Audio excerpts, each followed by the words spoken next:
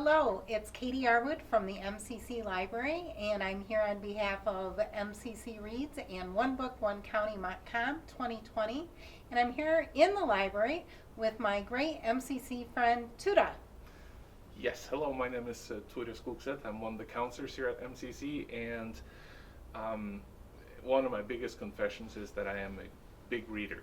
He is a bookaholic in the very best of ways, and he's going to tell me about his reading. We could start with who are some of your favorite authors, or what's your favorite genre? Well, I have, I think one of the things that happened with me early on was I got really turned on to reading by the Hardy Boys, and actually I read some Nancy Drew too, although I'm not supposed to admit to that. But admit to it. That's a good thing.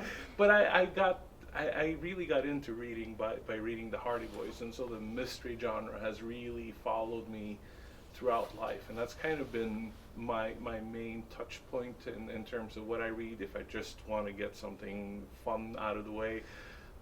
As I got older, I realized that mysteries are a great way to look at people from a different perspective as well, rather than just who did it and all that fun stuff, right?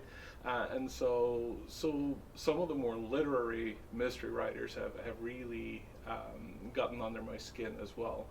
I think personally, a person like Tana French, for instance, has written some really, really good books. She writes about the Dublin Murder Squad, and there's which actually doesn't exist from what I understand, but that's kind of one of the good things with good fiction. But she writes about a different person every time, so it's not like a traditional serial novel where you go, or series of novels where you get to know one person, you follow that all the way through.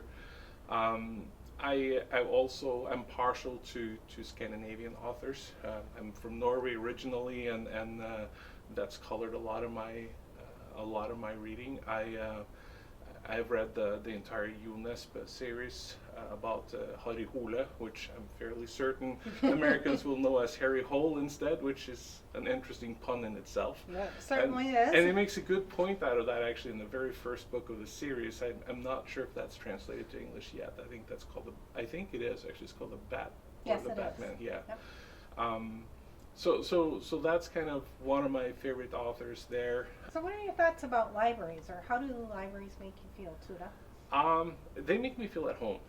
For the longest time, I actually wanted to be a librarian until I realized that being a librarian was a lot more about organizing books than it was about reading them. But the idea of being around books all the time was kind of one of the things I really wanted to do. I grew up visiting the library in my hometown very, very frequently. As a matter of fact, I think I might have been one of the chief funders as well, because the books kind of stayed in my house a little bit too long quite often. So libraries have always made me feel home. The idea of just walking around and looking at books too, I don't even need to know what I'm going in for, just to see what catches my eye this time is always interesting. That's great. So Tuda, if you were maybe to inspire somebody to read, or give one final point about reading from your own life, what would that be?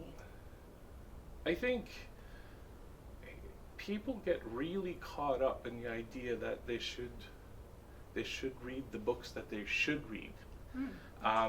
And I think that's the killer of any reading spirit, is that you read because you feel like you have to. I would say walk around the library and actually look for a title that looks interesting to you. Doesn't have to be the biggest book, doesn't have to be the thickest book. It might even have a lot of pictures in it. That's okay.